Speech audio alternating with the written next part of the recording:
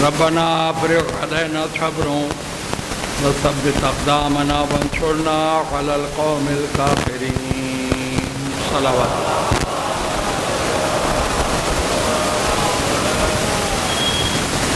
محترم اور معزز سامعین،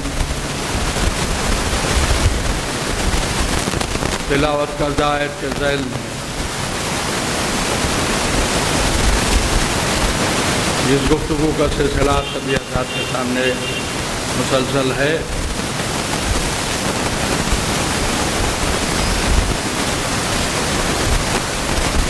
اس کے ذیل میں کئی بار میں یہ جملہ دہرا چکا ہوں کہ اللہ کسی کو اس کی دولت کی بنیاد پر منتخب نہیں کرتا۔ قرآن مجید نے انتخاب الہی کا معیار پیش کیا ہے، بیان کیا۔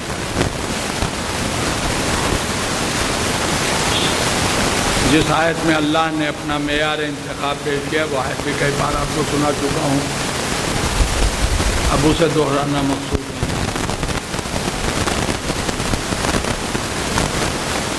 کس بنیاد پر اللہ کسی کو منتخب کرتا ہے؟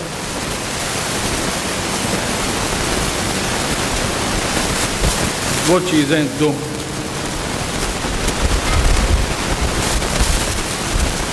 ایک علم، دوسرے طاقت۔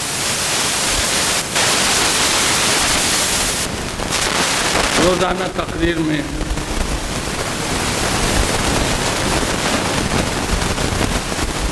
میں نے مولا کائنات کے علم اور ان کی طاقت و قوت کے سلسلے سے کئی باتیں آپ کے سامنے پیش کی۔ کل کی گفتگو علم علی پر تھی، آج کی گفتگو طاقت علی پر۔ میرا مولا کتنی طاقت رکھتا تھا؟ اب طاقت کے سلسلے سے تھوڑی سی وضاحت ضروری ہے۔ طاقت کا مطلب صرف جسم کی طاقت نہیں ہوتا۔ اگر طاقت کی بات آئے تو پھر دماغ کی طاقت، ہاتھ پیروں کی طاقت، دل کی طاقت، اور ایک طاقت اور ہے جسے عام طور سے لوگ طاقت نہیں مانتے مگر قرآن اسے طاقت مانتا ہے، صبر کی طاقت۔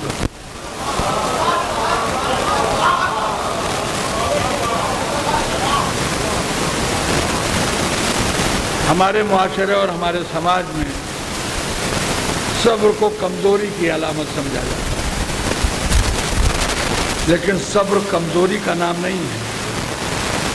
صبر بھی ایک طاقت ہے، اور میں اپنی بات کو حق ثابت کرنے کے لیے قرآن کا ایک فقرہ پیش کر سکتا ہوں۔ اللہ نے صبر کو طاقت کہا ہے۔ وہ فقرہ قرآنی سن لیجئے، اس کے بعد گفتگو آگے بڑھ جائے گی۔ بسم اللہ الرحمن الرحیم، یا ایھا الذین آمنوا استعینوا بالصبر والصلاۃ، اے ایمان والو مدد حاصل کرو صبر کے ذریعے اور نماز کے ذریعے۔ اللہ نے لفظ مدد کا استعمال کر کے یہ ثابت کر دیا کہ صبر کمزوری کا نام نہیں ہے، اس لیے کہ مدد ہمیشہ طاقت سے لی جاتی ہے، کمزوری سے نہیں لی جاتی ہے۔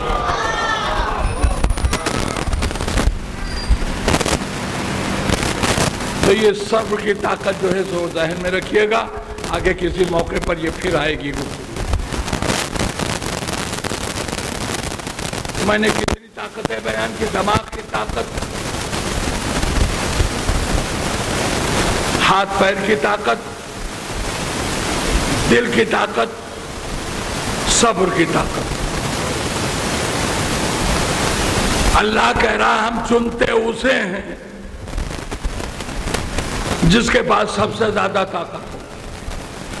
آیت سنا چکا ہوں، پھر سنا رہا ہوں۔ اللہ نے کچھ لوگوں کا انتخاب کیا جس کا اعلان اس نے قرآن میں کیا۔ ان اللہ اصطفیٰ آدم وَنُوحٌ وَعَلَى إِبْرَاهِيمَ وَعَلَى عِمْرَانَ عَلَى الْعَالَمِينَ۔ اللہ کہہ رہا ہم نے آدم کو چن لیا۔ تو جب اللہ نے آدم کو چن لیا، اس کا مطلب اس زمانے میں جب آدم تھے تو آدم سے زیادہ نہ کوئی صاحب علم تھا، نہ آدم سے زیادہ کوئی طاقت والا تھا۔ دوسرے نمبر پر اللہ نے پھر دوسرا نام لیا، ہم نے نوح کو چن لیا۔ تو اگر نوح کو اللہ نے چن لیا ہے تو اس کا مطلب نوح جس زمانے میں تھے اس زمانے میں نہ نوح سے زیادہ کسی کے پاس علم تھا، نہ نوح سے زیادہ کسی کے پاس طاقت تھی۔ اب اس کے بعد جو انتخاب اللہ نے کیے ان میں کے نام نہیں لیا کسی کا، کہا ہم نے آل ابراہیم کو چن لیا۔ تو میں اس سے پہلے ثابت کر چکا ہوں کہ آل ابراہیم سے مراد ہمارا رسول ہے، اور سارے مسلمان اس بات پر متفق بھی ہیں، تو کوئی جھگڑے والی بات ہی نہیں۔ آل ابراہیم سے مراد ہمارا رسول ہے اور اللہ نے اسے چنا ہے۔ توجہ دے رہے ہیں نا؟ اللہ نے اسے چنا ہے، اور اللہ کہتا ہے کہ ہم چنتے اسے ہیں جس کے پاس طاقت سب سے زیادہ ہو، جس کے پاس علم سب سے زیادہ ہو۔ دنیا نے میرے نبی کے ذہن پر کیا حملہ، نہیں پہنچا ذہن۔ ہذیان کی تہمت لگائی گئی کہ نہیں میرے نبی کو؟ ہذیان اسی کو ہو سکتا ہے جس کا دماغ کمزور ہو۔ اللہ کہہ رہا ہم نے اپنے نبی اپنے حبیب کو چن لیا۔ تو چن لیا کا مطلب یہ ہے کہ میرے نبی کا دماغ کمزور نہیں تھا، میرے نبی کا دماغ طاقتور تھا۔ تو پھر اب ایک جملہ حوالے کر رہا ہوں، جب قرآن کہہ رہا کہ میرا نبی طاقتور تھا، تو اب جو میرے نبی کو کے دماغ کو ضعیف سمجھے وہ خود پاگل کی اولاد ہے۔ صلوات بھیجئے محمد و آل محمد۔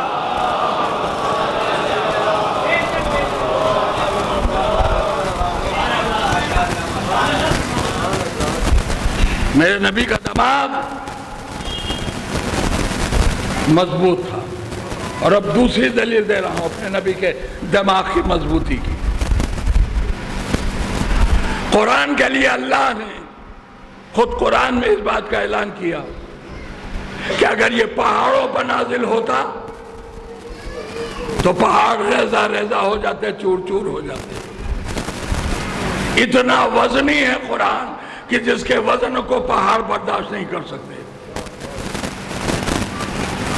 مگر یہ وزنی قرآن میرے نبی کے اوپر نازل ہوا، اور کہاں نازل ہوا؟ قرآن کا فقرہ سنیے۔ نزل بہ الروح الامین علی قلبک۔ اللہ کہہ رہا میرے حبیب ہم نے قرآن کو جبریل کے ذریعے آپ کے دل پر نازل کیا ہے۔ تو جس بوجھ کو قرآن کا پہاڑ نہ اٹھا پائیں اسے میرے نبی نے اٹھا لیا کہ نہیں؟ تو اب مجھے کہنے کا آگے کہ میرے نبی کا دل پہاڑوں سے زیادہ طاقت رکھتا ہے، پہاڑوں سے زیادہ قوت رکھتا ہے۔ اب دیکھیں انسان کے جسم میں دو اعضاء ایسے ہیں جو بڑی جلدی متاثر ہوتے ہیں، ایک کا نام ہے دل اور دوسرے کا نام ہے دماغ۔ پورے جسم انسان کے یہ دو اعضاء ایسے ہیں جو بڑی جلدی کسی چیز سے متاثر ہو جاتے ہیں۔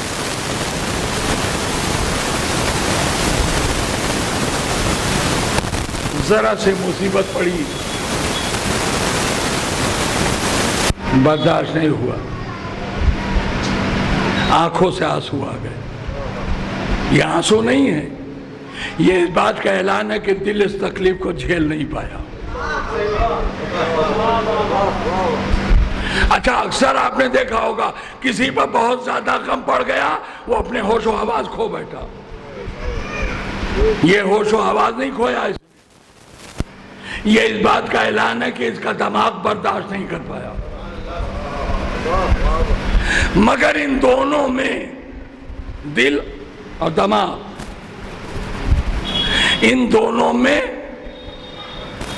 دماغ کمزور ہے تھوڑا، دل کمزور ہے، دماغ مضبوط ہے۔ اب آپ کہیں گے دلیل؟ ذرا سی مصیبت آئی آنکھ میں آنسو جلدی آتے ہیں، انسان دیوانہ فوراً نہیں ہو جاتا۔ بہت زیادہ مصیبت آ گئی، بہت بڑا غم پڑ گیا، اب دماغ آؤٹ ہو گیا تو دل زیادہ کمزور ہوتا ہے، دماغ مضبوط ہوتا ہے، دماغ پر جلدی اثر نہیں ہوتا، دل پر اثر فوراً ہوتا ہے۔ میرے نبی کا دل ہی اتنا مضبوط ہے کہ اس قرآن کے بوجھ کو اٹھا لیا جسے باہر نہ اٹھا پائے۔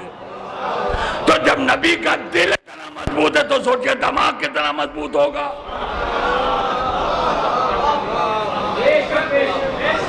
تو اب ہذیان کی تہمت لگانا یہ خود تہمت لگانے والے کے پاگل پن کی دلیل ہے کہ نہیں ہے؟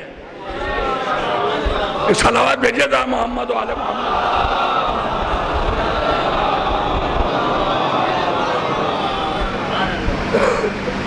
دوبارہ آج میں اپنے مولا علی کے دل کی طاقت پڑھنے جا رہا ہوں۔ کتنا قوی تھا میرے نبی مولا کا دل، سوچ بھی نہیں سکتا کوئی۔ علی کے دل کی طاقت کا بہترین گواہ ہے واقعہ شب ہجرت۔ چاروں طرف سے تلواروں کا سایہ تھا، موت کا گھیرا تھا، دشمنوں کا نرغہ تھا، لیکن جو ساری زندگی نہیں سویا تھا وہ خود کہہ رہا شب ہجرت میں ایسے سویا جیسے کبھی سویا ہی نہیں تھا۔ یہ علی کے دل کی طاقت کی علامت ہے کہ نہیں؟ نیند اڑا دینے والا ماحول، اور اس ماحول میں میرا علی سویا ایسے کہ جیسے کبھی اور سویا ہی نہیں تھا۔ اور اسی سونے پر تو اللہ قربان ہو گیا علی پر۔ اتنا زبردست قصیدہ پڑھ دیا اللہ نے علی کا کہ جیسا نہ اس سے پہلے کسی کا پڑھا نہ اس کے بعد کسی کا پڑھا۔ ہے تو چھوٹی سی آیت مگر میرے مولا کی شان میں قصیدہ ہے یہ۔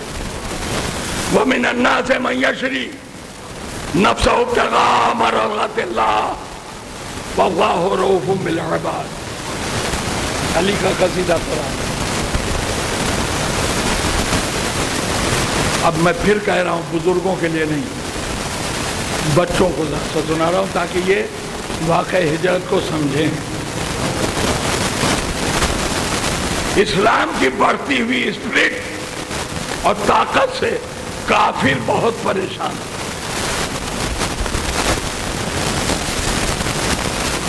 کچھ جب سمجھ میں نہ آیا، دیکھیں ہارے ہوئے دشمن کی سب سے بڑی پہچان یہ ہے کہ وہ اپنے مد مقابل کو قتل کر دے۔ یہ ہارے ہوئے دشمن کی پہچان ہے، اپنے مد مقابل کو قتل کر دے۔ کوئی بس نہ چلا تو مار ڈالا۔ یہی حال کافروں کا تھا رسول کے سلسلے میں۔ رسول کے تبلیغ کے آگے ان کا بس چلا نہیں تو پروگرام بنا لیا کہ محمد کو قتل کر دیں گے، نہ رہے گا باس، نہ بجے گی بانسری، نہ رہیں گے محمد، نہ رہے گا اسلام۔ مگر وہ فارسی میں کہاوت ہے، دشمن اگر قوی تو نگہباں قوی ترن۔ دشمن اگر طاقت والا ہے تو بچانے والا اس سے زیادہ طاقت کا مالک۔ اللہ نے اپنے نبی کو کافروں کے پورے پلان سے آگاہ کر دیا، یہ چاہتے ہیں، اور صرف پلان سے آگاہ نہیں کیا، بچنے کا طریقہ کیا ہے وہ بھی خدا نے بتایا۔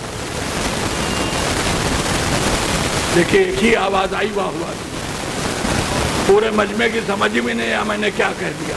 میں نے بہت بڑی بات کہی۔ اتنا کمزور نعرہ اگر علی کے نام پر لگنا ہے تو پھر یہ ہوئی بات۔ ایک صلوات بھی اسی انداز سے بھیج دیجیے۔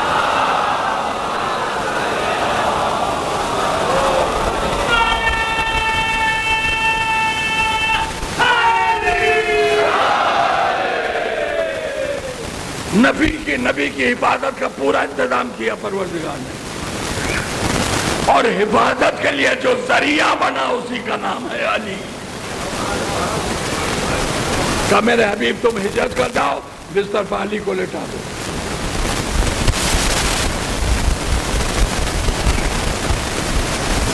کتنا وفادار ہے میرا مولا اپنے نبی کا.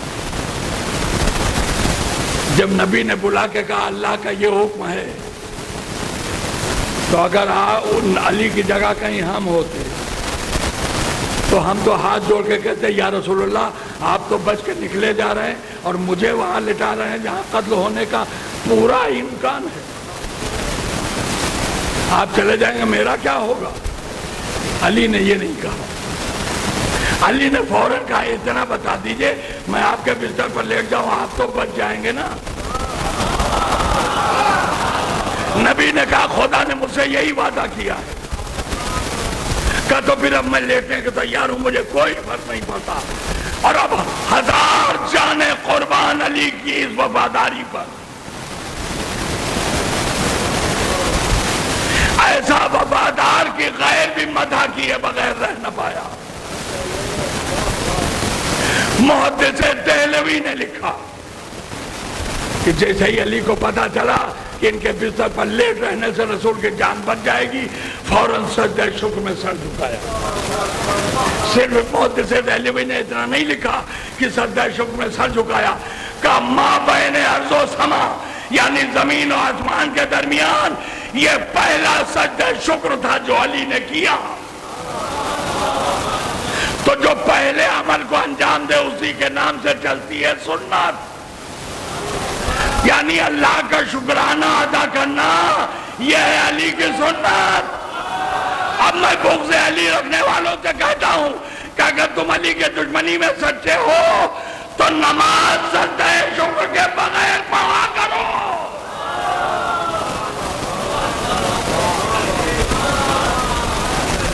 علی کی سنت پر میں کیوں کر رہا ہوں. اچھا اب ایک بہت پتے کی بات بتانے جا رہا ہوں اسی شب ہجرت. نبی جب گھر سے نکلنے لگے تو دروازے کے قریب پہنچ کے آواز دی اے علی میرے پاس آؤ. آقا کا حکم ملنا تھا, فوراً علی دوڑ کے نبی کے پاس آ گئے. کہا یا علی ایک مٹھی خاک مجھے اٹھا کے دے دو. دیکھیں یہ خود نبی کا گھر ہے, فرش کچا ہے, تو کیا ایک مٹھی خاک میرا رسول خود نہیں اٹھا سکتا تھا؟ اٹھا سکتا تھا کہ نہیں؟ مگر اٹھایا نہیں. کہا علی تم اٹھا کے دو. کیا مطلب؟ نبی نے بتایا جب مشکل سے بچنا چاہو تو وسیلہ علی کو بناؤ.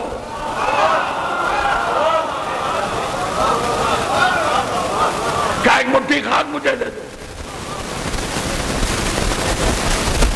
علی نے ایک مٹھی خاک اٹھائی نبی کو دے دی.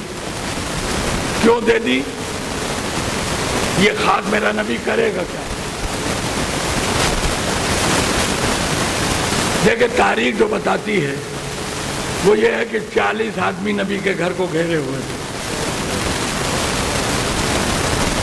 نبی کا گھر کوئی شاہی محل نہیں تھا.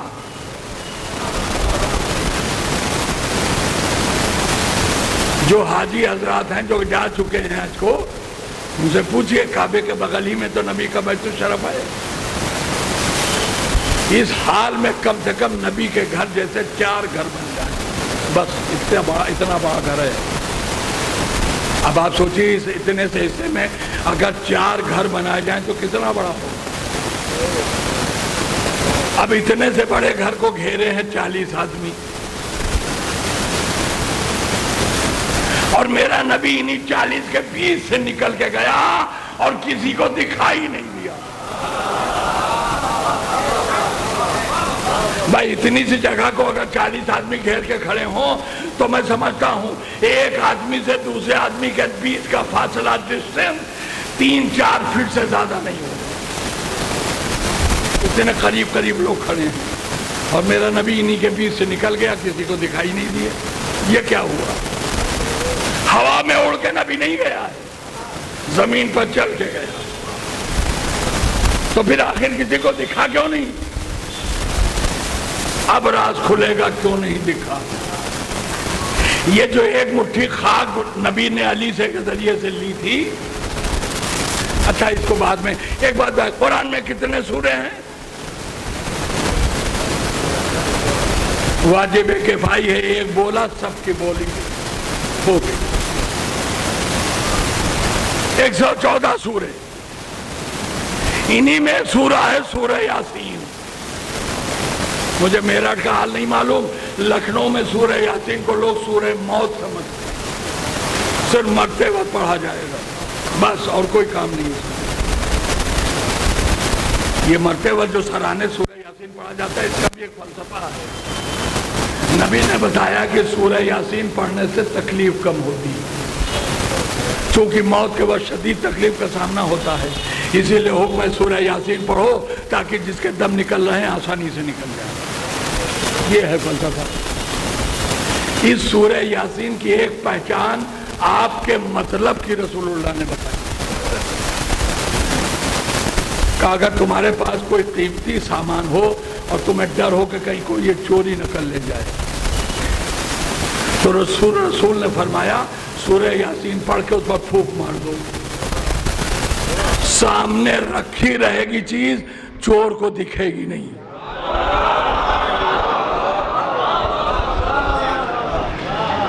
میرے نبی نے جو خاک مانگی تھی علی سے، وہ اسی کام کے لیے۔ ظاہر سے بات ہے نبی سے اچھی خیرات کائنات میں کس کی ہو سکتی ہے؟ نبی نے پورے خضوع اور خشوع کے ساتھ اس سورے کی تلاوت کی، اور اس کے بعد یہ جو مٹھی میں خاک تھی اسی پر پھونک مار دی، اور جب گھر سے نکلنے لگے تو اسی خاک کو اپنے جسم اطہار پہ ڈال لیا۔ اس سورے کے اثر سے نبی بھی اس سے نکل گیا، کسی کو دکھائی نہیں دیا۔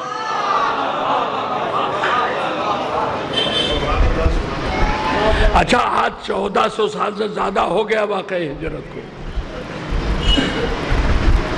آج ہمارے دماغ میں یہ بات آ گئی کہ آخر نبی گیا کیسے کہ کسی نے دیکھا نہیں، تو کیا اس دور کے لوگوں کے دماغ میں یہ سوال نہ آیا ہوگا؟ بالکل آیا ہوگا، مگر کمال کی بات یہ ہے کہ نبی کیسے بچ کے نکل گئے یہ پوچھا صرف ایک نے۔ کس نے پوچھا معلوم ہے؟ ایک ہی تھا جس نے پوچھا، نہیں میں نے غلط جملہ بول دیا، ایک تھا نہیں ایک تھی۔ پہنچ گیا آپ؟ نبی جب مکے سے مدینے آئے تو ایک رشتہ ازدواج قائم ہوا۔ یہ محترمہ کہہ رہا ہوں، صرف کہہ رہا ہوں، ہے نہیں۔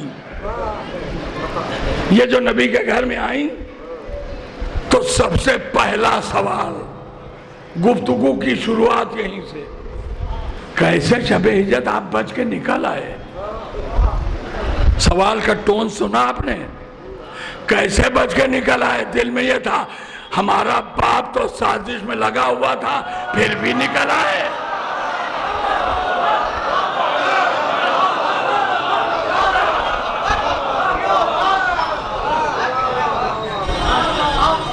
اچھا بیوی ہوتی ہے محرم راز، دنیا سے بات چھپا لی جائے لیکن بیوی کو پہلے بتائی جائے گی۔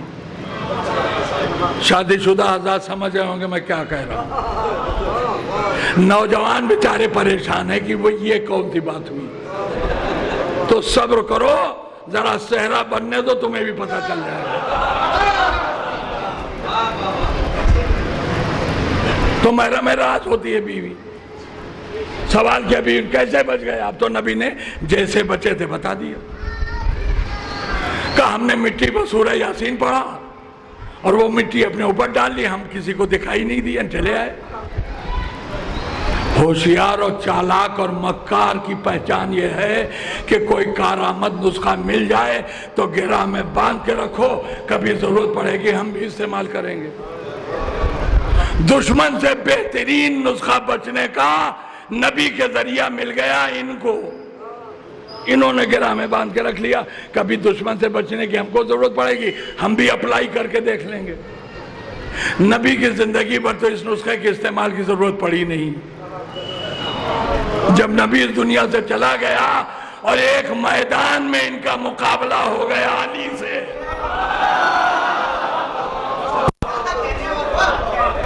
جو لڑائی ہوئی ہے وہ اونٹ والی لڑائی. دیکھیں کتنے ہوشیار ہیں بچے.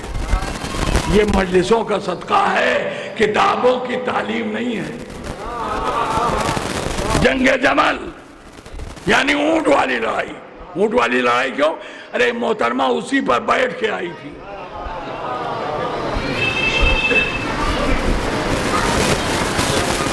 جنگ چھڑی، علی کی تلوار چلی. پتہ نہیں آپ سننا چاہتے ہیں کہ نہیں؟ میں علی کی تلوار کا نام بتاؤں؟ علی کی تلوار کا نام ذوالفقار نہیں ہے، تلوار علی کا نام ہے قہر. اللہ کے قہر کا نام ہے ذوالفقار. اب جو چلی تو گردنیں کٹنا شروع ہو گئی، سر ہوا میں اڑنا شروع ہو گئے، خون کا سیلاب امنڈ کے آ گیا. ہر طرف سے الامان الحفیظ کی صدائیں بلند ہونے لگیں. یہ جو لشکر کا حال ہوا تو ماں کا دل تڑپ گیا.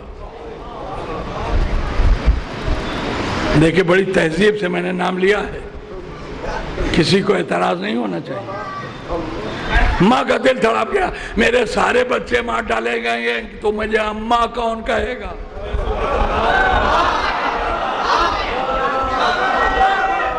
مگر علی کی تلوار کے سامنے بچائیں کیسے؟ ایک دم سے وہ نسخہ نبی والا یاد آ گیا. بالکل جیسے رسول اللہ نے کیا تھا ویسے ہی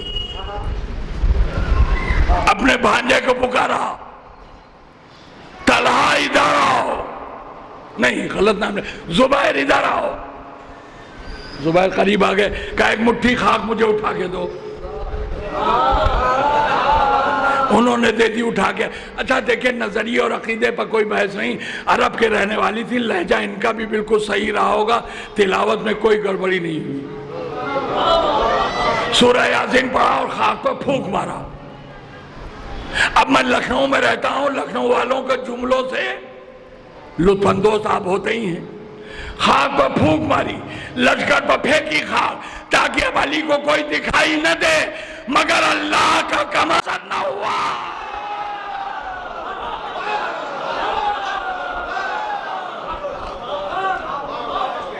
علی کی تلوار سے کوئی بچ نہیں پایا. تلوار ویسے ہی چلتی رہی، گردنیں کٹتی رہی، خون بہتا رہا. اب ہم نے جو یہ منظر دیکھا کہ سورہ یاسین کا کوئی اثر یہاں دکھا ہی نہیں، تو ہم تو بہت پریشان ہوئے. ارے اسی سورہ نے نبی کو بچا کے نکال دیا. اور یہاں یہی سورہ ہم نے آواز دی، میرے مالک کیا تیرا نسخہ قرآنی نبی کے اس دنیا کے جانے کے بعد بیکار ہو گیا ہے؟ اللہ نے کہا کون کہتا ہے؟ ہم نے کہا ہم دیکھ رہے ہیں یہاں سورہ یاسین کا کوئی اثر ہی نہیں ہوا. کہا نسخہ تو اب بھی کارآمد ہے، طریقہ استعمال غلط ہو گیا ہے. اب اگر اس بس میں کوئی ڈاکٹر موجود ہو تو اس سے پوچھ لیجئے، بخار اتارنے کی دوا اگر ڈاکٹر نے 3 خوراک دی ہے اور کسی نے اکٹھا کھا لی، ہوگا فائدہ؟ ارے ڈاکٹر نے کہا ایک خوراک صبح، ایک دوپہر، ایک رات، تو جیسے ڈاکٹر نے بتایا ویسے کھاؤ، فائدہ ہوگا. اب تم اپنی مرضی سے تینوں کھا جاؤ. نہیں سمجھے آپ؟ اگر کوئی تینوں کو کھا جائے، صلوات بھیج دیجئے محمد و آل محمد کو.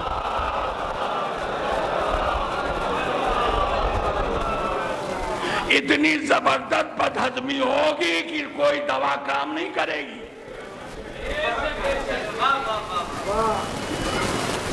تو دوا جیسے ڈاکٹر بتائے ویسے کھاؤ، اپنی مرضی سے مت کھاؤ. اللہ نے کہا ہمارا قرآنی نسخہ آج بھی کارآمد ہے، طریقہ استعمال غلط ہو گیا، اس سے کوئی فائدہ نہیں ہوا. ہم نے کہا مالک یہ طریقہ استعمال کیا غلط ہوا؟ کہا یہ جاننا چاہتے ہو تو سنو. میرے نبی نے استعمال کیا تھا عشق علی کے ساتھ، آج استعمال ہوا ہے بغض علی میں.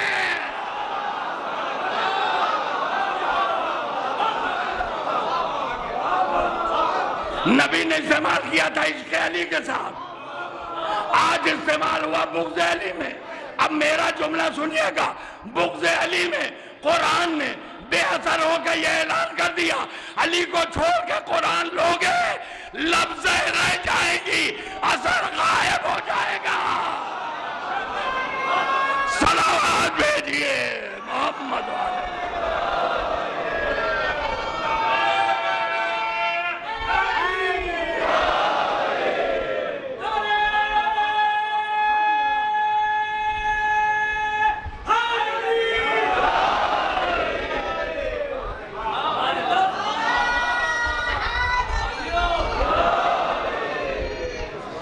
چلے گئے رسول,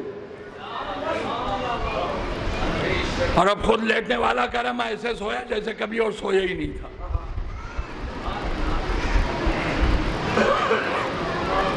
دیکھیں ایک آدمی اگر 10 بجے رات میں سونے کا عادی ہے, آپ اس سے کہیے کہ 2 بجے تک سونا نہیں ہے تمہیں, بیٹھے رہو, نہیں سوئے گا. یہ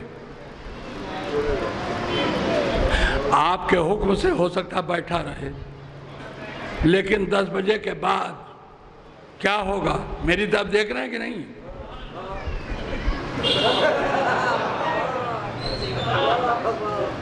یہی ہوگا کہ نہیں؟ کیوں؟ یہ 10 بجے سونے کا عادی, آپ اسے 2 بجے تک جگا نہیں سکتے. اچھا, اور 1-2 بجے تک سونے کا عادی ہے, اس سے کہیے 8 بجے سو جاؤ. سیدھا سیدھا لیٹا ہے, 1 منٹ میں داہنی کروٹ, پھر 1 منٹ کے بعد بائیں کروٹ, آنکھیں بند کر رہا ہے, اٹھ رہا ہے, بیٹھ رہا ہے, نیند نہیں آ رہی ہے. یہ سونے کا عادی نہیں ہے نا. 8 بجے تو آپ اسے 8 بجے سلا نہیں سکتے, آپ کے حکم سے لیٹا رہے گا. میرا مولا پوری زندگی جاگا ہے راتوں میں. 1,000 تکبیروں کی صدائیں لوگوں نے سنی ہے علی کی زبان سے. یعنی علی رات بھر نمازیں پڑھتے تھے. تو جو زندگی میں کبھی رات میں سویا نہیں, وہ کہہ رہا ہجرت کے رات ایسا سویا جیسے کبھی سویا ہی نہیں. آخر کیسے؟ تو میں بتاؤں آپ کو, ایک محاورہ سنا رہا ہوں آپ کو. کسی کو بہت گہری نیند میں سوتا ہوا دیکھتے ہیں جب لوگ, تو کہتے ہیں گھوڑے بیچ کے سو رہا ہے. کہتے ہیں کہ نہیں؟ یہ کہاوت چلی کیسے اور کہاں سے چلی؟ اب یہ کہاوت کہاں سے چلی, کیسے چلی, بہت سے ہمارے بزرگوں کو بھی نہیں معلوم ہوگا. میں بتا رہا ہوں کیسے چلی. آج کی انسانی زندگی کی سب سے شاندار سواری کا نام ہے کار. ذرا سا پیسہ ہاتھ میں آیا, ارے بھائی اب ایک گاڑی لے لو, ہے نا؟ آج کی شاندار سواری کا نام ہے کار. لیکن اس زمانے میں شاندار سواری کا نام ہوتا تھا گھوڑا. آپ دیکھ لیں بادشاہ بھی گھوڑے ہی پہ چلتا تھا اس زمانے.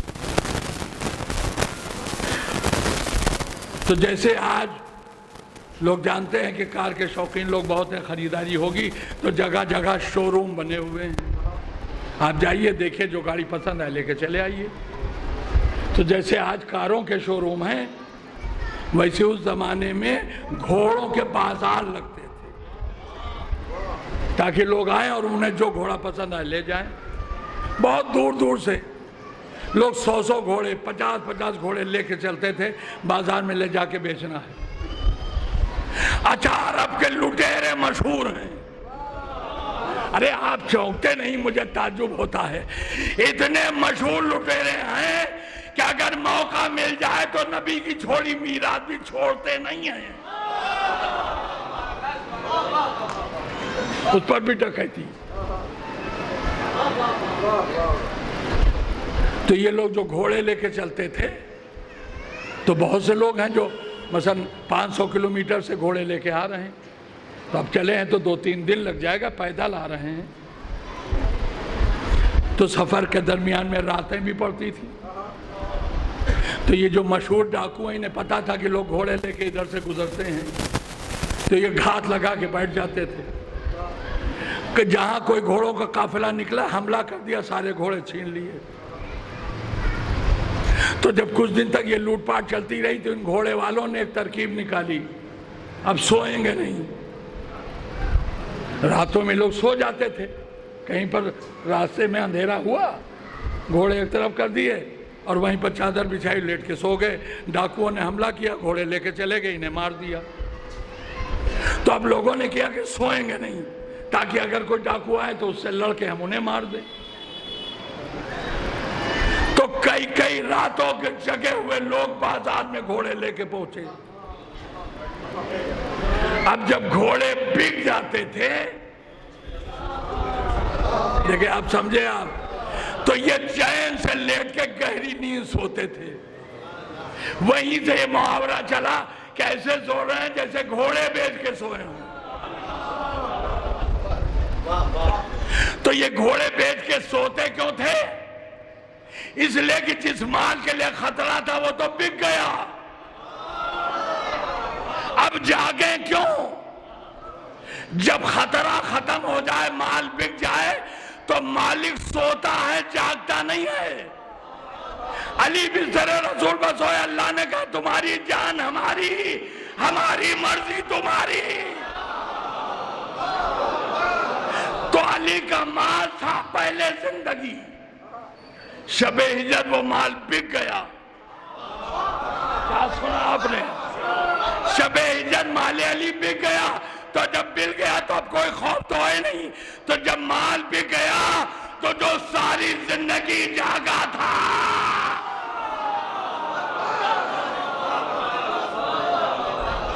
وہ آج ایسے سویا جیسے کبھی سویا ہی نہیں۔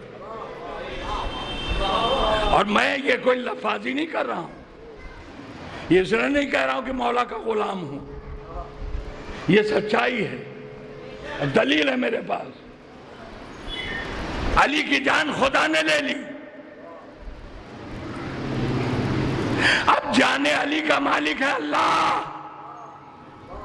مال کی فکر مالک کو ہی تو ہوتی ہے۔ علی چین سے سو رہے ہیں، اللہ فرشتوں کو بھیج کے نبی کی علی کی جان بچا رہا ہے۔ علی نے اپنے حفاظت کا کوئی انتظام نہیں کیا، اللہ نے فرشتے بھیج کے انتظام کیا ہے۔ اس کا مطلب مال اس کا تھا تو اس نے فرشتے بھیجے بچانے کے۔ تو کیا کہا اللہ نے ان کے سونے کو دیکھ کر؟ تمہاری زندگی ہماری، ہماری مرضیاں تمہاری۔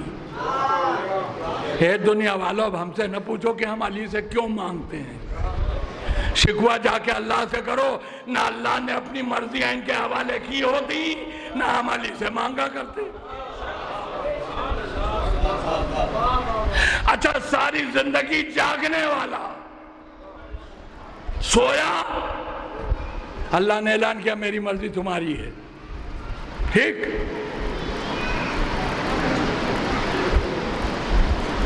اس سے پہلے علی پوری رات جاگتے تھے، تسبیح پڑھ رہے ہیں، رکوع ہو رہا ہے، سجدہ ہو رہا ہے، نماز ہو رہی ہے۔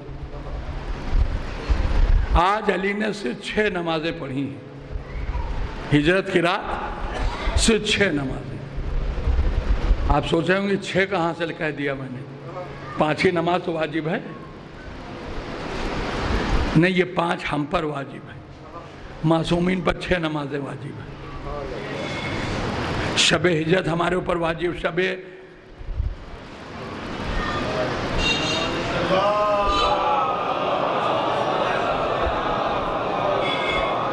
یہ زور تقریر ہے کہ شب ہجرت نکل گیا۔ نماز شب ہمارے اوپر واجب نہیں ہے،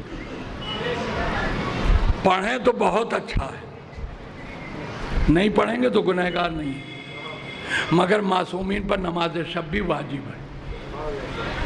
تو علی نے 5 صبح سے لے کر عشاء تک کی نمازیں پڑھی تھیں، اور ایک رات میں یہ نماز شب، بس اس کے بعد کوئی نماز نہیں پڑھی، لیٹ کے سو گئے۔ اللہ نے کہا میری مرضی تمہاری مرضی۔ ہم تو بڑی حیرت میں ہیں، رات بھر علی نے نمازیں پڑھی، اللہ نے نہیں کہا میری مرضی تمہاری مرضی۔ جس رات علی واجب نماز کے علاوہ کوئی اور نماز پڑھے بغیر سو گئے، نماز نہیں پڑھی کوئی، سو گئے، اللہ نے کہا میری مرضی تمہاری مرضی ہے۔ یہ کیا ہوا؟ جب تک علی نمازیں پڑھتے رہے اللہ نے اپنی مرضیوں پر ملکیت نہیں دی۔ جب علی نے کوئی نماز فاضل نہیں پڑھی، اللہ نے کہا میری مرضی تمہاری مرضی۔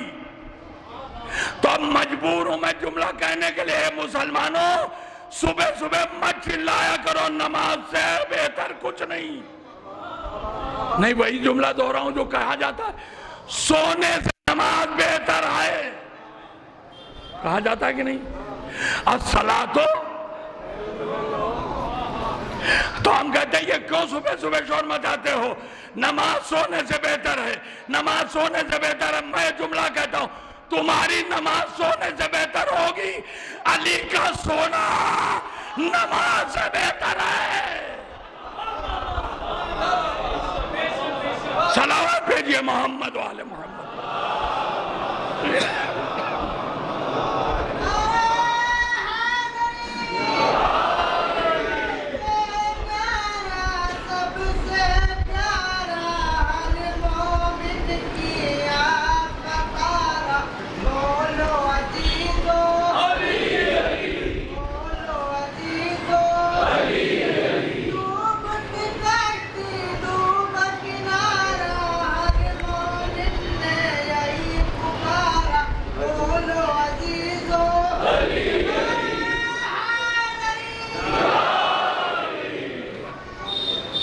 اچھا جناب، دیکھیں کیا کروں، ٹائم ہو جاتا ہے۔ ہم کو جب ہماری اوقات بتا دی گئی تو ہم اس سے باہر کیسے نکلیں؟ ایک چیز اور سن لیجئے بس، نبی کے گھر کی دیواریں چھوٹی چھوٹی تھی، بس زمین سے اتنی، یہ جو گھیرے کھڑے تھے نا، یہ بار بار جا کے گھر میں جھانکتے تھے سونے والا سو رہا ہے کہ نہیں۔ اب 40 آدمی ہیں، کوئی ایک گیا جھانک کے آیا، بہت آہستہ آہستہ قدم رکھے کہ جوتوں کی آواز سے کہیں سونے والا جگ نہ جائے۔ جا کے جھانک کے دیکھا سونے والا سو رہا ہے۔ اب آئے واپس، دیکھیں کتابوں میں نہیں لکھا، یہ میرا اپنا سینس ہے کہ میں سوچتا ہوں کہ ایسا ہی ہوا ہوگا۔ واپس آیا اپنے ساتھیوں کے بیچ میں، تو اب ساتھی بھی جانتے ہیں کہ شور نہیں کرنا ہے، تو یہ جب دیکھ کے واپس آتا ہوگا تو ساتھی لوگ زبان سے نہیں اشاروں سے پوچھتے کیا دیکھ کے آئے، تو اب اسے جواب بھی اشارے میں دینا ہے، زبان سے نہیں۔ اس نے بھی کہا مطلب سو رہے ہیں۔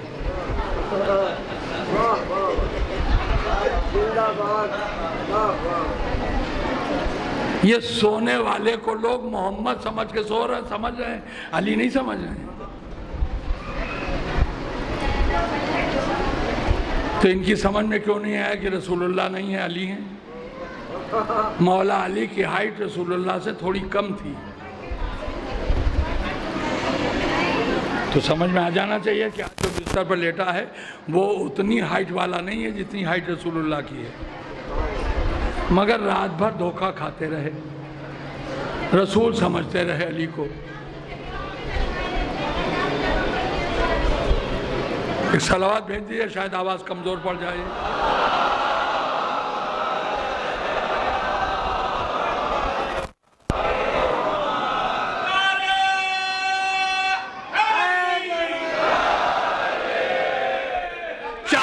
پردے میں رہے علی، دنیا سمجھتی رہی محمد، بستر پہ تھے علی، دنیا سمجھ رہی تھی محمد کیونکہ چادر سر سے اوڑھے ہیں تو چہرہ دکھ نہیں رہا ہے۔ میرا دل چاہتا ہاتھوں کو جوڑ کے کہو مولا آپ سامنے ہی رہا کیجئے تو زیادہ بہتر ہے، اس لیے کہ آپ ادھر پردے کے وہاں ادھر جاتے ہیں فوراً حقیقت بدل جاتی ہے. شب ہجرت چادر کے اندر سوئے, دنیا آپ کو نبی سمجھنے لگی, اور جب معراج میں پردے کے ادھر گئے تو دنیا خدا سمجھنے لگی.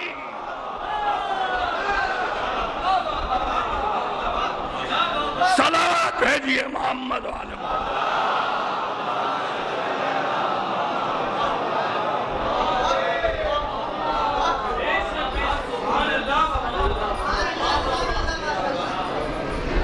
اچھا, یہ لوگ تو قتل رسول کے ارادے سے آئے تھے نا, اور پیغمبر کی 13 سالہ مکی زندگی اس بات کی گواہ ہے کہ نبی نے کبھی کسی پر حملہ نہیں کیا. لوگوں نے پتھر مارے ہیں مگر میرے نبی نے اس کے پلٹ کے جواب میں کچھ مارا نہیں. یہ 13 سال کا تجربہ ہے. تو سب کو معلوم ہے کہ محمد حملہ نہیں کرتے. ذرا توجہ دیجئے میری طرف. سب کو معلوم ہے محمد حملہ نہیں کرتے. اچھا, پھر سو بھی رہے ہیں. سوتا کوئی پہلوان بھی ہو تو اسے مار دینا بہت آسان ہے. تو پھر یہ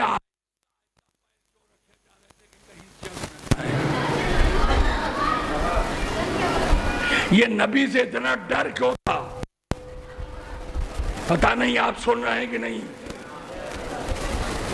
یہ نبی سے اتنا ڈر کیوں تھا؟ آپ یقین جانیے میں نے بہت غور کیا کہ نبی سے ڈرنے کیا ضرورت تھی. معلوم ہے کہ یہ حملہ تو کرتے ہی نہیں, تلوار رکھتے ہی نہیں,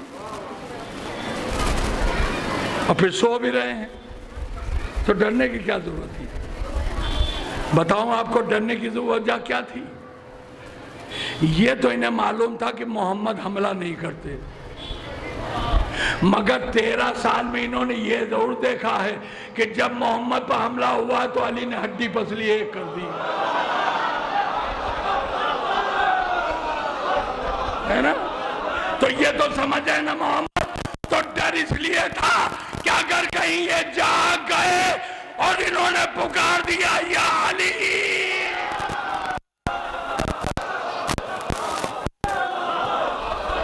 ڈر یہ تھا کہ کہیں یہ جگتے ہی علی کو اگر پکار دیں گے تو پھر کسی کا سر گردن پہ رہے گا نہیں.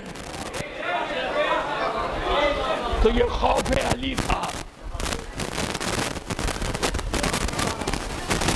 اچھا, جب سپیدی سحر نمودار ہونے لگی تو یہ چور و چکوں کی طرح دیواریں پھاند پھاند کے گھر میں گھس گئے. اور اب میں اپنے مولا کی ایک شان بتا دوں. علی اگر سوتے بھی ہیں تو ویسے ہی دیکھتے رہتے ہیں جیسے کوئی جاگتے میں دیکھتا ہو, بے خبر نہیں ہوتے ہیں. گھر میں گھسے, بہت دبے پیر بستر تک آئے, اور بستر پہ قریب آنے کے بعد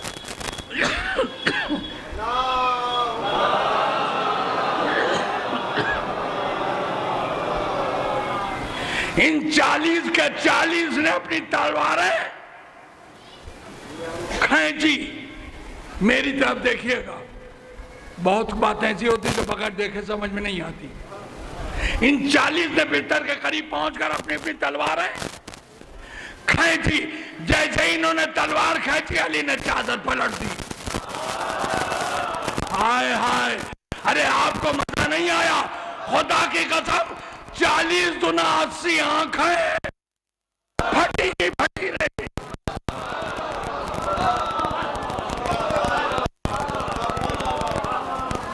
اور اب فارسی کی کہاوت مجھے یاد آ گئی, یہاں پر ترجمہ کر دوں گا تاکہ جو فارسی نہیں جانتے وہ بھی سمجھ جائے. وہ فارسی کی کہاوت کیا ہے؟ نہ جائے رفتن نہ پائے مندن. مطلب یہ ہے کہ نہ بھاگتے بن رہا نہ کھڑا رہا جا رہا. بالکل سیم پوزیشن تھی تو ہوگی. علی کو دیکھ کر ایسی جان نکل گئی تھی کہ پیر اٹھ نہیں رہے تھے, اور سورج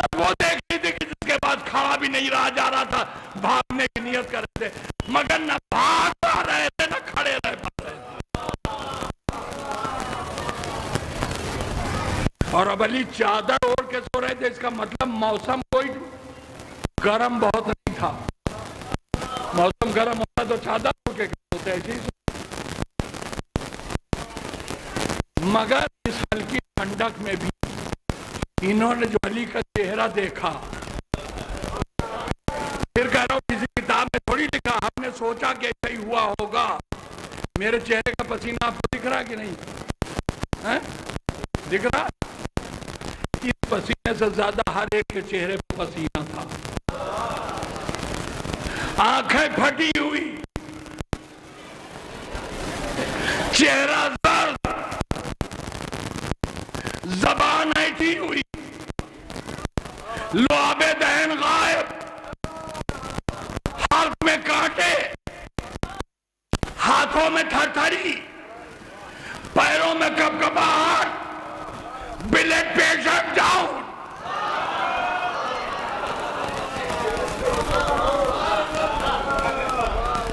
بولنا چاہ رہے ہیں، بول نہیں پا رہے ہیں. اما جس کی شکل دیکھ کے بولتی بند ہو جائے، اس کی شجاعت پر کروڑوں سلام.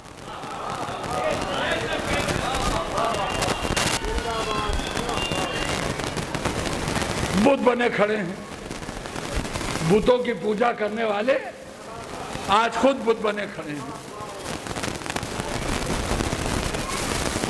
اچھا، مزے کے بعد ان سب کی حالت غیر جیسی تھی وہ تو ہم نے بتا دیا آپ کو. نہیں بھیا پانی نہیں چاہیے. ان سب کی جو حالت تھی وہ تو ہم نے آپ کو بتا دی. اور اب مولا علی کی بات سنیے. چاروں طرف سے گھیر کے کھڑے ہیں نا، تو علی یوں دیکھ رہے ہیں، اور جس کا چہرہ دیکھ رہے ہیں مسکرا رہے ہیں. یا علی تلواروں میں گھرے ہو، دشمنوں کے نرغے میں ہو، اتنے بے خوف، دل کی طاقت محسوس کر رہے ہیں آپ کہ نہیں؟ یا علی تلواروں میں گھرے ہو، موت کے نرغے میں ہو، دشمنوں کے سامنے ہو، اس کے بعد اتنا مطمئن. علی نے مسکرا کے کہا میرے اطمینان پر تمہیں حیرت ہو رہی، سنو میرے یہاں ایک بیٹا پیدا ہوگا جس کا نام حسین ہوگا، جسے اللہ نفس مطمئنہ کہے گا. میں مطمئن کیوں ہوں؟ جسے اللہ نفس مطمئنہ کہے گا میں اس کا بھی باپ.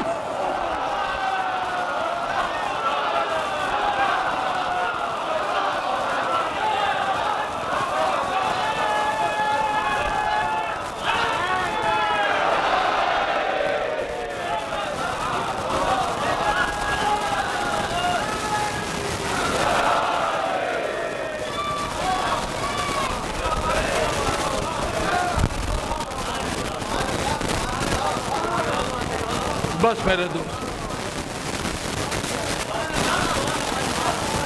اب جو رہ گیا کل سن لیجیے.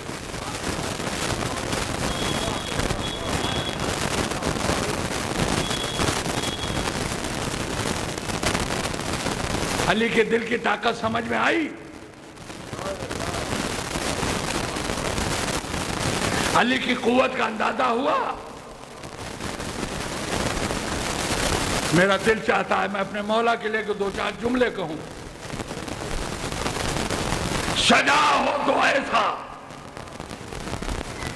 دلیر ہو تو ایسا، بہادر ہو تو ایسا، مرد ہو تو ایسا.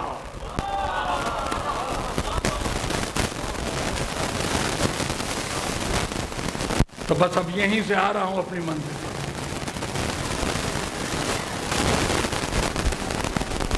آج آپ دن دو بچوں کو رونے آئے ہیں، ان کی رگوں میں علی کا خون ہے.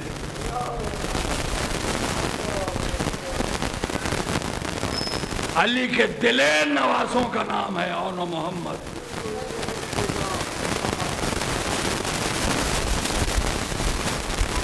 ایک بھائی کی عمر 9 سال، دوسرے کی عمر 7 سال. 9 سال اور 7 سال کا کوئی بچہ ہو تو ہمارے ہاں کوئی اوقات نہیں ہوتی اس کی، مگر یہ جعفر طیار کے پوتے ہیں، علی کے نواسے ہیں. دنیا کے شجاعوں کی پوٹی اللہ رستی ہیں ان کے سامنے. بہت سکون سے پڑھوں گا مسائل، جلدی مت کیجیے.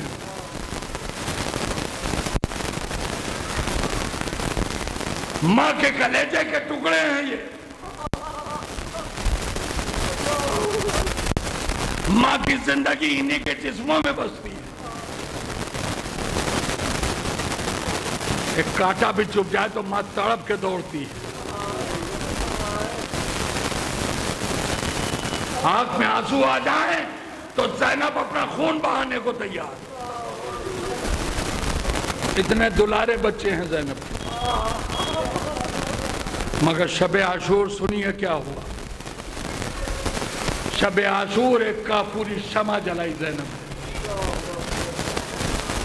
اسی شمع کے سامنے بچوں کو بٹھالا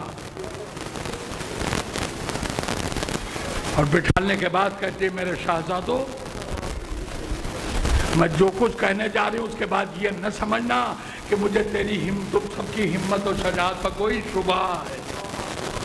نہیں، میں جانتی ہوں میرے بچے شیر ہیں.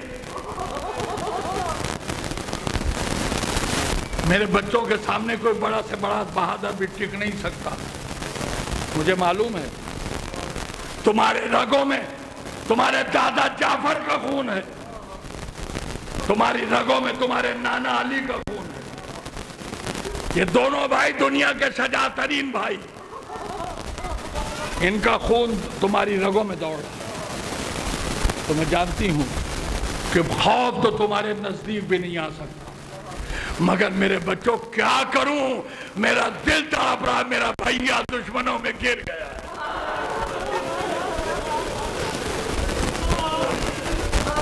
اس لیے جو کچھ کہہ رہے ہوں وہ اسی تڑپ کا نتیجہ ہے. میرے شہزادوں، میں اپنی جان سے زیادہ تمہیں عزیز رکھتی ہوں، لیکن ایک بات سن لو، میرے حسین سے بڑھ کر دنیا میں کوئی نہیں.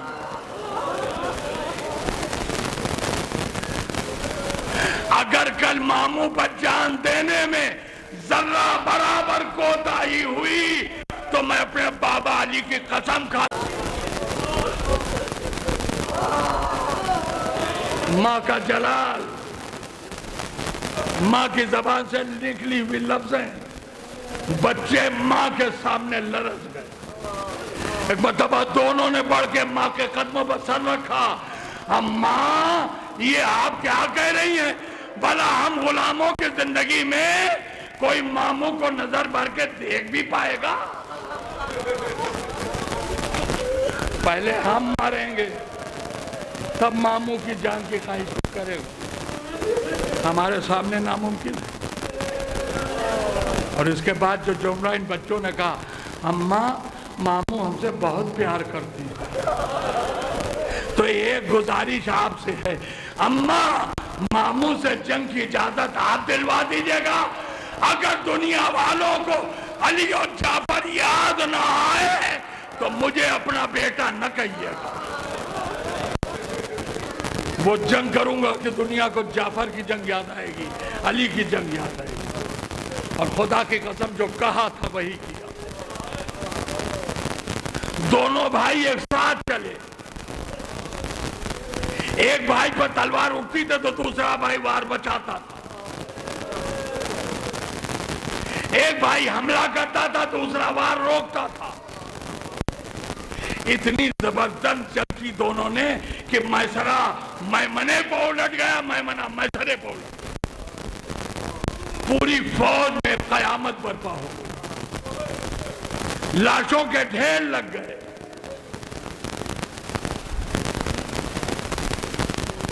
عمر سعد ملعون خدا اس پر بے حساب لعنت کرے. اس نے اپنی فوجوں کو آواز دی، ارے تمہیں پتہ بھی ہے کس سے لڑ رہے ہو؟ یہ علی اور جعفر کی اولاد ہے. جس طرح سے لڑ رہے ہو قیامت آ جائے گی، پوری فوج ختم ہو جائے گی، انہیں مار نہ پاؤ گے. ان سے لڑنے کا ایک ہی طریقہ ہے، سب مل کر حملہ کرو. جملے کا مطلب سمجھے آپ؟ کہ سب مل کر حملہ کرو. ارے 9 لاکھ سپاہی 2 بچوں پر ٹوٹ پڑے. نتیجہ جانتے کیا ہوا؟ 9 لاکھ سپاہی تک کس کی تلوار کے وار کو روتے، بچوں کے جسم کے ٹکڑے کٹ کٹ کے گرنے لگے۔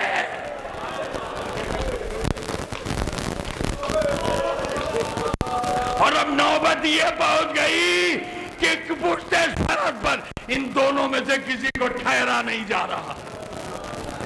3 دن کے پیاسے بچے،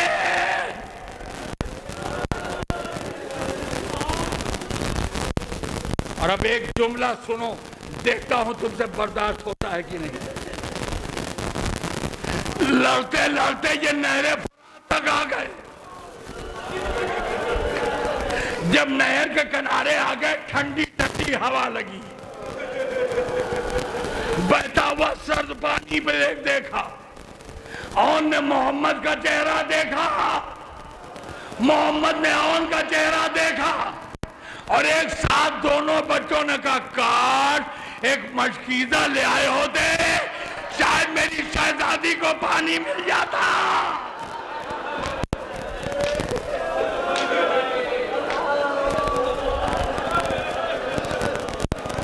مگر پانی کی طرف سے منہ پھیر لیا۔ ہماری شہزادی ہے تو ہم اس پانی کو دیکھیں گے بھی نہیں۔ ہماری شہزادی پیاسی ہے، ہمارا ننھا بھیا علی اصغر پیاسا ہے۔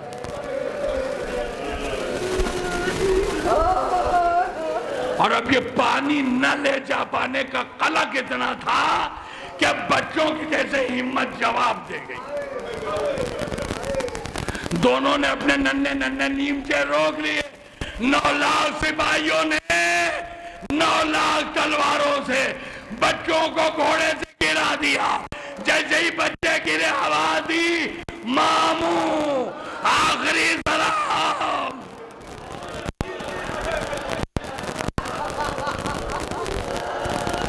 اس صدا کا بلند ہونا تھا۔ حسین ایک طرف سے دوڑے، عباس ایک طرف سے دوڑے۔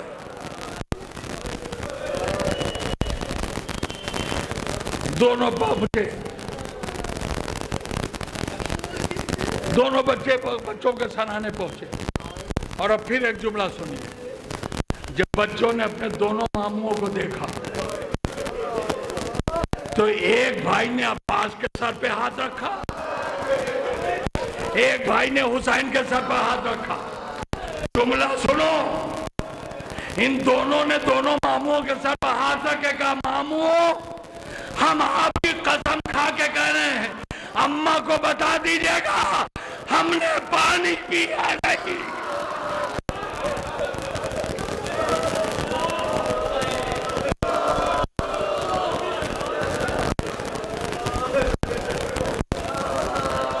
شاید اتنا کہنے ہی کے لیے سانسیں چل رہی تھی، بچوں نے اتنا کہا اور مر گئے۔ اب ایک لاشا عباس نے اٹھایا، ایک لاشا حسین نے اٹھایا۔ زینب دروازے پر خیمے کے کھڑی، دیکھا 2 بھائیوں کے ہاتھوں میں دونوں بچوں کی میت ہے۔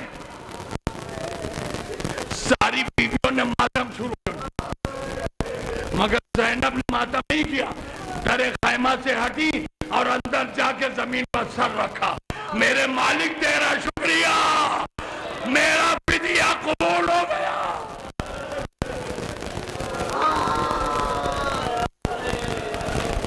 لاشیں خیمے میں آئے، بیویوں نے دل کھول کر ماتم کی۔ ہماری چھوٹی شہزادی جناب ام کلثوم، انہوں نے روز عاشوراء کا اہتمام کیا، ایک خیمہ بالکل خالی کرا دیا تھا۔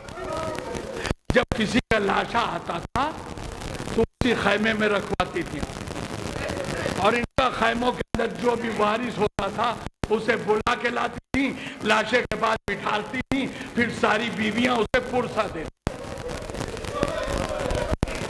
جب انہوں محمد کے لاشے آئے تو اسی خیمے میں رکھوائے گئے۔ اب ام کلثوم چلی زینب کو ڈھونڈتی ہوئی، مگر جس خیمے میں جا رہی زینب کا پتہ نہیں چل رہا۔ زینب کہاں چلی؟ ढूंढते ढूंढते खैमे में पहुंची तो क्या देखा, ज़ैनब सजदे में सर रखे हुए रो रही, मेरे मालिक कितना करीम है तू, तूने मेरी एक नन्ही सी कुर्बानी कबूल कर ली। उम्मे कुलसूम करीब आई, बाजू पकड़ा, बहन उठो, बहन तुम्हारे बच्चों के जनाजे आए, उठो। ज़ैनब ने सजदे से सर उठाया, जनाजे आ गए खैमे में, कहाँ बहन आ गए, कहाँ है, का उसी खैमे में जहाँ हर शहीद जनाजा। ज़ैनब तेजी के साथ दौड़ती हुई पहुंची। आप क्या समझते, बच्चों के लिए तड़प के जा रही हैं? मैं रवायत बताती, जब उस खैमे में पहुंची तो देखा बच्चों की मैयतें हैं, चारों तरफ बीबियां घेरे हुए मातम कर रही। ज़ैनब ने कहा, बीबियों अब जरा सा दूर हट जाओ। सारी बीबियां दूर हट गई, शहजादी का हुक्म था ना, सारी बीबियां दूर हट गई। ज़ैनब ने पहले इधर औन की मैयत थोड़ी खिसकाई, फिर इधर मोहम्मद की मैयत खिसकाई, दोनों के दरमियान में जगह बनाई, इतनी जगह कि जिसमें ज़ैनब खड़ी हो सके, खड़ी हो सके। ज़ैनब खड़ी हो गई, पहले गौर से औन का लाशा सर से पैर तक देखा, खून बह रहा है, जख्मों से बदन चूर है। फिर मोहम्मद का लाशा देखा। अरबाब-ए-अज़ा, दुनिया की कोई माँ होती तो इस मंजर पर मातम करती, रोती, मगर ज़ैनब ने बता सज्जे में सर रखा। ए मेरे अल्लाह, ज़ैनब सुरखरू हो गई, तूने ज़ैनब की कुर्बानी कबूल कर ली। इतना ज़ैनब ने कहा था, एक मर्तबा सैयदा की आवाज आई, ए मेरी ज़ैनब, ये माँ तुझ पर सदके हो जाए। ज़ैनब तेरा एहसान है सैयदा पर, मेरे बच्चे को बचाने के लिए तुमने दोनों बच्चे कुर्बान कर दिए। ए ज़ैनब, तेरी हिम्मत पर माँ का सलाम।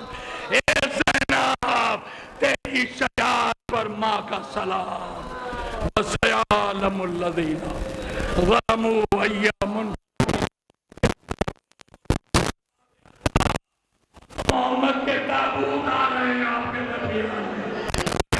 गुजारिश कर रहा हूं, इन ताबूतों को जरा संभाल के लाओ, झटके न लगने पाए, इसलिए कि दोनों शहजादों का बदन इतना जख्मी है कि सारा गोश्त अपने करबला की जमीन पर पहुंच चुका है।